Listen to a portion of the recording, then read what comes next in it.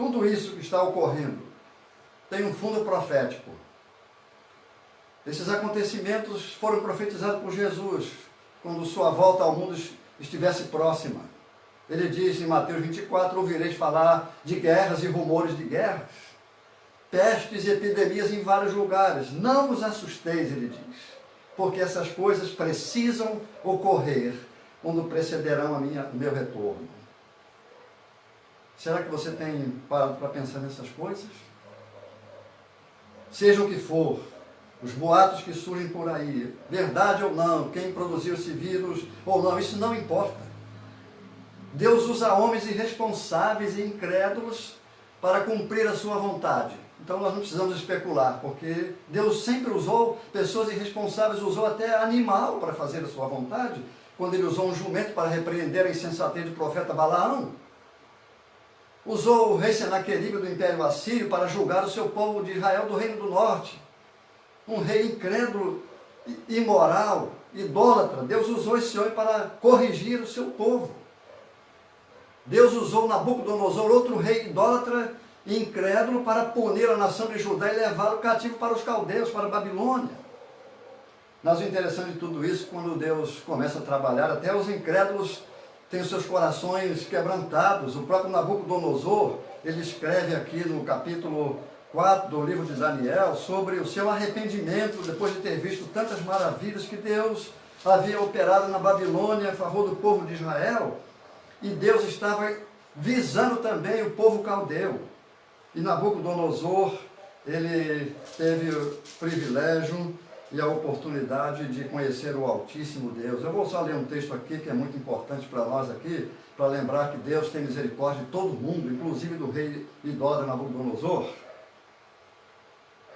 Então, quando Nabucodonosor foi julgado por Deus e levado para comer capim como um animal por causa da sua arrogância, no fim daqueles dias ele diz, eu, Nabucodonosor, levantei os olhos ao céu e voltou a mim o meu entendimento, e eu bendisse o Altíssimo, e louvei e glorifiquei o que vive para sempre, porque o seu domínio é um domínio eterno, e o seu reino é de geração em geração. Todos os moradores da terra são considerados nada, e ele age no exército do céu e entre os moradores da terra, segundo a sua vontade. Ninguém pode deter a sua mão nem lhe dizer, que fazes? Portanto, eu, Nabucodonosor, agora louvo, exalto e glorifico o Rei do céu, porque todas as suas obras são corretas, os seus caminhos justos, e ele pode humilhar aqueles que vivem na soberba. Deus alcançou o coração de Nabucodonosor quando ele pesou a mão sobre ele. E muitas vezes essas coisas são mãos pesadas sobre Deus, sobre a humanidade. Quando houve aquela peste bubônica na Argélia na década de 40, diz lá um romance escrito lá por Steve Camus, ele fala sobre um padre que pregava, isso daí é juízo de Deus sobre essa cidade, sobre essa região, sobre esses malvados. Mas o escritor aqui desse poema, ele não acreditava nessas coisas, mas o padre estava até meio certo disso, porque a peste que houve lá foi terrível, como possivelmente será aqui, como está sendo na Itália. Deus usa pessoas. É hora para pensar na vida. Deus usa pessoas, Deus usou um animal, um jumento. Hoje ele tem feito muito isso, né? Mas ele usa pessoas, ele usa situações difíceis para a gente repensar na vida. O que você tem feito com ela? Se tu és um cristão, a mensagem de hoje é para você se alegrar. Para você se alegrar.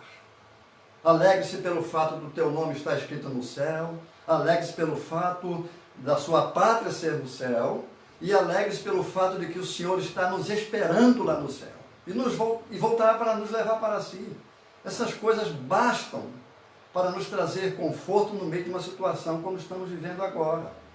Não é para você entrar em depressão, ficar abatido, porque nós temos esperança. Quando o apóstolo Paulo escreveu a Timóteo, ele diz, Paulo, apóstolo de Cristo Jesus, nossa esperança. Meus irmãos, sem ele nós estaríamos acabados numa situação dessa. Nós não precisamos nos preocupar com o dia de amanhã, porque ele vai nos socorrer, vai nos sustentar com a sua misericórdia maravilhosa. E você que ainda não é um convertido a Jesus Cristo, o que tu tens feito com a tua vida? Será que essas coisas não chamam a sua atenção para a sua fraqueza? Será que você está seguro mesmo? Será que você vai continuar de costas para o Senhor, o Criador, como Nabucodonosor disse, ele é rei sobre toda a terra, e ele exalta e humilha quem ele quer, especialmente aqueles que andam na soberba. O texto que eu recitei de Romanos diz que os homens não glorificam a Deus, nem lhe dão graças. Mas, meu amigo, numa hora dessa, reconsidere a sua posição. Reconsidere a razão da sua existência no mundo. Existe um Criador que você terá que prestar contas a Ele, como diz a própria Escritura. Acreditando nisso ou não, você precisará prestar contas ao Criador. Que Deus use de misericórdia para com você. Que Deus conforte o coração dos seus servos, dos cristãos. Possamos nos agarrar nessas promessas maravilhosas das Escrituras.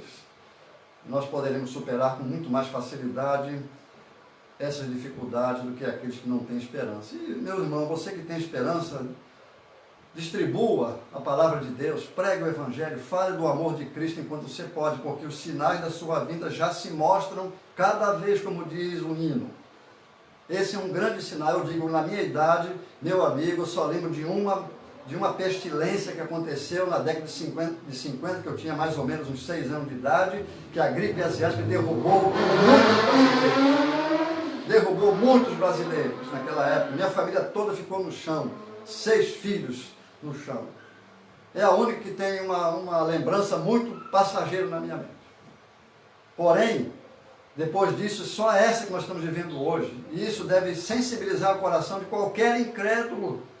Deve sensibilizar o seu coração, sensibilizar o coração dos crentes que estão parados, desanimados, e que essa situação hoje que você não tenha condições de ir à igreja, entenda que a igreja somos nós e que nós temos uma grande tarefa a fazer. Que Deus use de misericórdia e nos abençoe. Esse é o meu grande desejo, esse é o desejo principalmente de Deus, que Deus os abençoe, os console e os guarde, né? Nós não queremos que isso ocorra com ninguém, que Deus nos guarde dessa coisa terrível de coronavírus que mata muito rápido. Que Deus tenha misericórdia, Deus te abençoe. Amém.